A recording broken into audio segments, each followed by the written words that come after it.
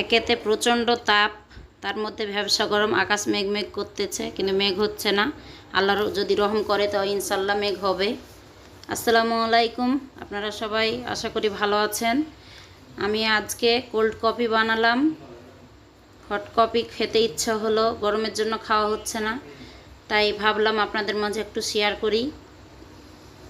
এখানে আমি cold coffee বানার জন্য কফি দানা 1.5 চামচ মতো নিয়েছি, আর চিনি নিয়েছি 2.5 চামচ।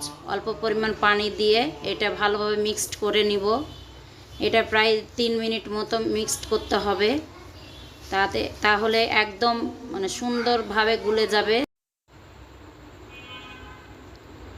নাড়তেই থাকতে হবে। এটা আমি একটু বেশি করে কফি বানিয়ে রেখেছি। এই কফিটা বেশি করে বানিয়ে রেখে ফ্রিজে যদি রেখে পরে আবার কফি বানা যায়। এই কফি দিয়ে, এই মিক্সড কফি দিয়ে গরম কফিও বানাতে পারবেন, ঠান্ডাও বানাতে পারবেন। ফ্রিজে রেখে বানালে ভালোই লাগে খেতে, মনে হয় স্বাদ দ্বিগুণ হয়ে যায়। প্রায় 3-4 মিনিট নাড়ার পর আমার এরকম কালার চলে এসেছে। এখন আমি 3 কাপ মতো কফি বানাবো। আমি একটু সুন্দর করার জন্য আমি কাপের চারপাশে কফিটা মিলিয়ে দিচ্ছি। আপনারা চাইলে অন্যভাবে সাজাতে পারেন।